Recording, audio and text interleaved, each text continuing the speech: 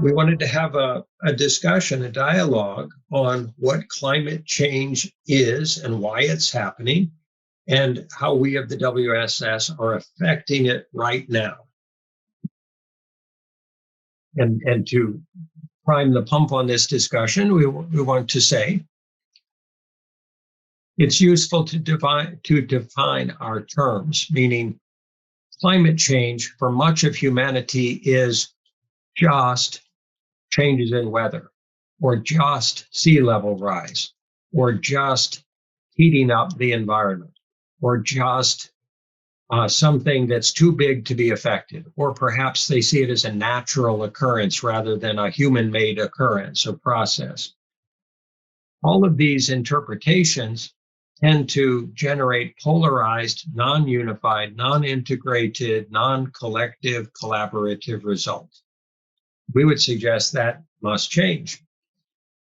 Part of that process of change is changing the conversation, redefining our terms that we're working with, not seeing climate change as just an environmental issue, topic, dynamic, seeing it as a social process, as a human process, as an economic process, as a political process, as a system of governance process, as a tribal process, and as a result of human competition and human narcissism to a degree, meaning seeing ourselves as more important than all of the animals, all of the species in the world, seeing ourselves as more important than the natural world that we fully depend on for our survival. So changing and up-leveling the conversation comprehensively and recognizing that the inner climate defines the outer climate, that our internal process and quality of consciousness, discernment, decision-making, action-taking, behavior of all kinds is having a significant effect, even if it's not the only effect, generating climate change. In India, when they were attempting to develop the capacity to have computer scientists and programmers and high-level technology, they found that literally they could not produce this comparable quality of educated youth unless they gave them a stable environment to learn in, a consistent, stable, air-conditioned environment. Meaning it's really tough to be in a space over 100 degrees and focus with absolute clarity. No, we could not hear you, Gabriel.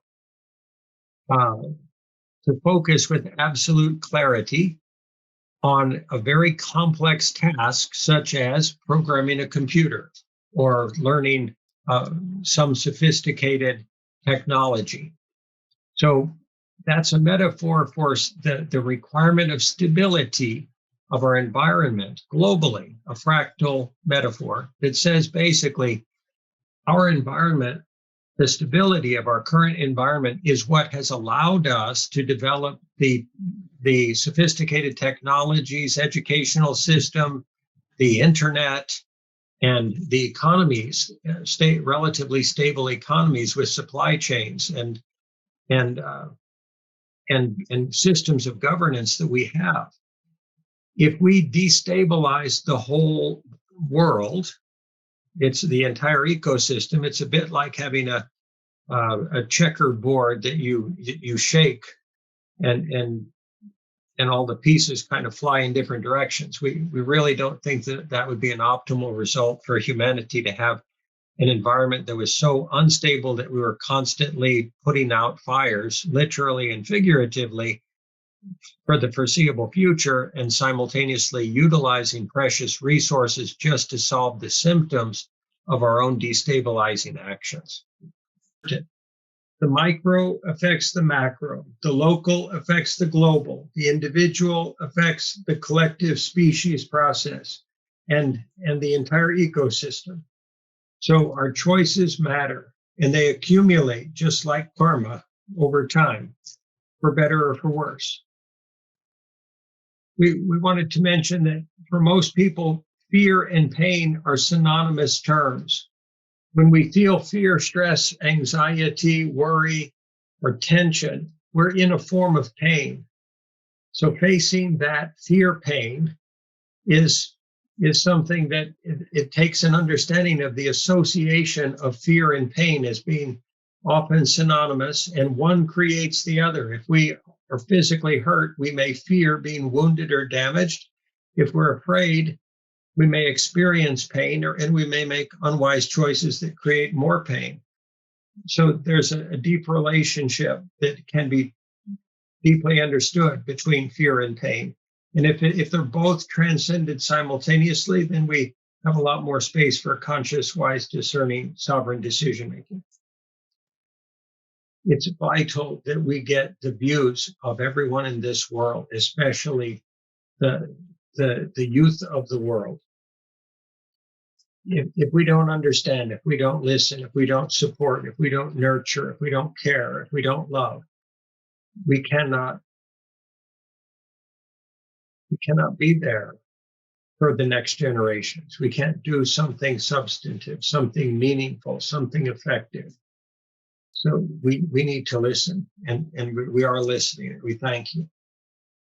We have become disassociated from the natural world and associated with artificial environments that don't have the same look and feel and qualities, so to speak, as the natural world. It's a process literally of learning, a way of learning to live that you find in nature that you can't find in a city, you can't find in an artificially generated environment. And there's something absolutely key, core, and necessary that's lost by that disassociation. And once it's lost, we can become numbed to that loss. If we can toss some more information from this slide into the mix. All of us have our memories, our recordings of life experiences, our interpretations of those life experiences. And those recordings and memories and interpretations create projections onto the present moment, onto all of life, onto the whole world, onto humanity, and onto all of our present moment and future experiences. Along with those projections come biases, prejudices. We generate from that process belief systems and mindsets, even scientific mindsets, which are often by many people seen as very constructive and practical in real world. Simultaneously, those scientific mindsets may not take into account the experience of connection, conscious connection to our ecosystem, our oneness with all of the ecosystem, with all of life and all of the various species in our world. We would suggest that the least represented group, diverse group in our world amongst human beings is nature, is animals and plants and insects and the natural world, the trees, the oceans, the rivers, the land. We are not representing that diversity. We're actually becoming so disassociated from it that it is not an adequate part of our day-to-day decision-making and conversations.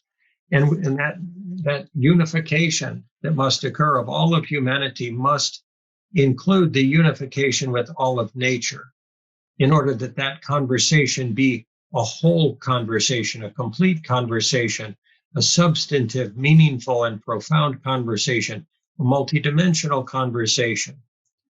And only by releasing all of the projections, the recordings, or what we might term simulacra, which are just approximations of reality that we create on our internal map, words that do not equal the reality. To say the word tree does not mean the same thing as to see or feel or experience a tree, or to nurture a tree, or to walk in a forest. So this internalization of all of these recordings for many people has become their experienced projected reality, rather than being openly receptive to our natural world and fully embodying it, fully experiencing it, fully loving it and appreciating it. In a way, we've forgotten that. And it's time to unlearn what we have learned and to relearn what we used to understand.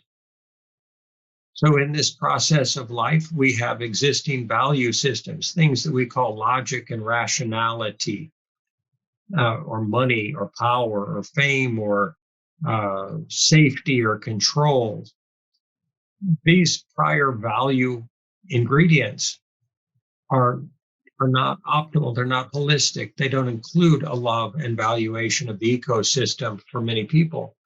Are models of trust that we've built as communities and as a species and as individuals need to evolve to re-include the natural world and to learn to trust each other as individuals and as groups transcendently of our imagined, perceived, or projected differences or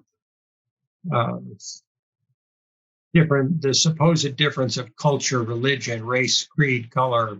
All of that is just a mechanism of division rather than unification that can result in mobilized solutions creation for humanity. In this process of learning to love the world, learning to love each other, learning to become conscious in a complete and holistic and functional and healthy way, we would suggest that attaining what might be termed equanimity is vitally important.